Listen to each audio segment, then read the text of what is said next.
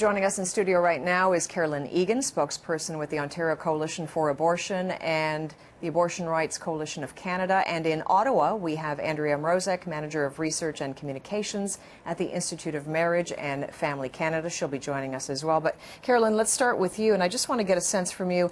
Is it clear in this country where the rules on abortion stand?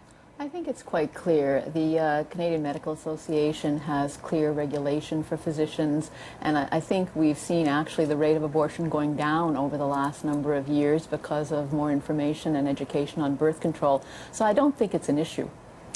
We understand that the MP that is bringing this forward says, well, you know, science continues to reveal new information to us, that perhaps because of the new information, new science, it's time to revisit this debate again. On the surface, that might, okay, you might say, well, all right, that's true. I mean, we're learning new things all the time. Why not revisit the debate? Science is always evolving, there's no doubt about it. But I think on this particular question, the medical community is quite clear that women should have the right to abortion. The definition medically of a fetus is very, very clear.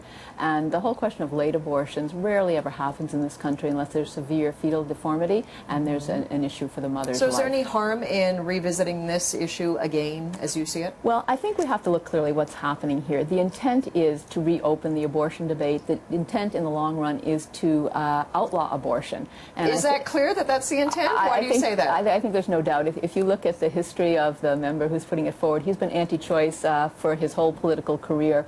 And I think that and I don't think there's any doubt, I think on both sides they would say that. And I think if you give or bestow personhood on the fetus, essentially what you're going to do is reopen the debate, you're going to push for recriminalization, and I think that would recriminalize women and doctors who provide abortion. So the fear is that the right that has been won will be lost, yes? Absolutely, and I think there's a whole range of organizations that feel that very clearly in this country. Okay, so Andrea Mrozek, I understand, is now able to join us. She's with the Institute of Marriage and Family Canada. She's in Ottawa. Andrea, what do you think? I mean, are there fundamental rights that were won in this country that will now be reversed, or are you okay with that? What do you think? Abortion is not a fundamental right. Strictly speaking, this is not an abortion motion, and Mercedes Stevenson, your reporter, actually was inaccurate.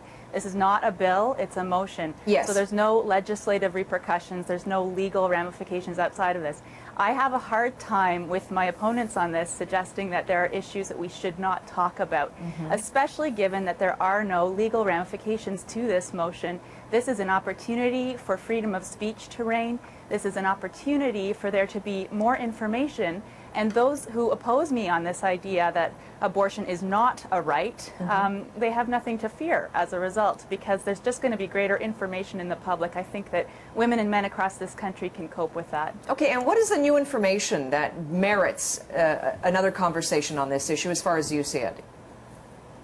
Well, Stephen Woodworth has decided that this is an opportunity. He wants to look at that 400-year-old definition and examine what the House of Commons considers to be humanity, when life begins, what draws us together on this issue. This is his prerogative. We should be glad that there's freedom in our House, in the Parliament, to discuss these issues. And so certainly I think that there's a room to discuss and debate this and to examine the nature of when life begins. Okay, so Carolyn, is it right to, I mean, hey, a conversation's a conversation, no harm done, right? Well, let's say this conversation will be taking place in the House of Commons. This is the political body of our government, and I think there is no doubt, and I think our other guest perhaps is being a bit ingenuous to say that the intent is to outlaw abortion. That is what it's all about. It's not an intent to have a reasonable discussion one way or the other. And I think the women of this country are very concerned because we went through a whole process in the 80s and the 90s, and it's been very clear. And what I'm quite dismayed at, Prime Minister Harper said that they would not reopen the abortion debate. And what he's allowing, and from what I'm understanding, it's going to be a free vote of his caucus, he's allowing this debate to come forward when he told us it wouldn't. So there is no doubt in our minds this is about abortion, whether a woman has a right to abortion, whether abortion should be provided in this country, and let's not fool ourselves. So Andrea, the fear is, it starts with a conversation, but it can quickly lead to, right now it's just a motion, what if it leads to a bill? The vast majority of Canadians aren't even aware of the fact that we have no law in Canada on abortion. They aren't aware that we have an extreme environment. They aren't aware that we don't even match up with Western nations in Europe, for example, on abortion laws. Certainly there is nothing to fear from having a discussion, and that's what this is at this point.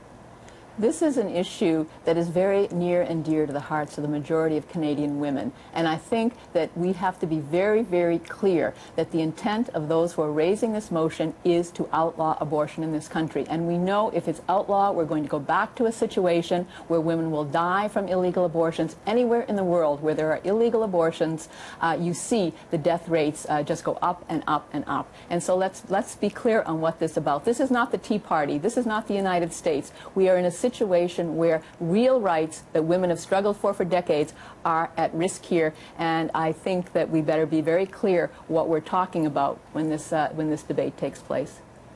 Andrea, I'll get your response to that. What is the intent? Yeah, I'd say Can you just clearly stop. say, yeah?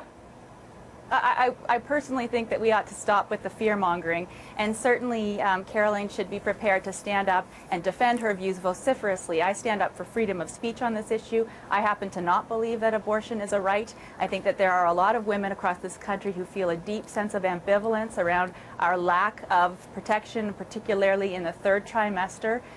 So there certainly is a discussion that is ongoing amongst Canadians, and the only place this discussion has not happened is on Parliament Hill. And so that's a shame and something that's being rectified right now. Well, the discussion has happened in Parliament Hill, and we've seen in the courts, we've seen in the House of Commons, and we've seen, I think, in the legislatures across this country, where people are standing up and saying women do have the right to abortion. It's a basic human right. It's a part of our healthcare system, and yourself and others, including the members of Parliament who are putting forward this bill, are trying to take that right away from women. So let's put the facts on the table. Well, and Andrea, I mean, in truth, I mean, if the reasoning is to talk about it now because of new science and progressive, more information that's being learned all the time, what is that new information that does merit this? Can you clearly state that?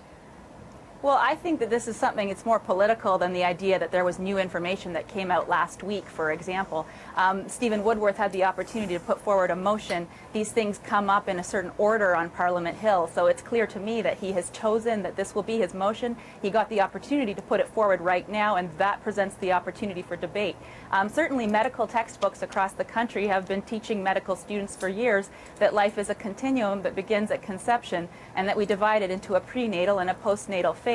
There's nothing new about that. So to be completely clear, you're right, there isn't something new, but there is something that is amiss when we don't discuss these things on Parliament Hill and when we have a so-called consensus that is basically a stranglehold on freedom of information. We'll have to leave it there, but you know, we may be talking about it for a while yet, so we appreciate you both taking the time. Carolyn Egan joining us, Andrea Mrozek as well. Thank you both.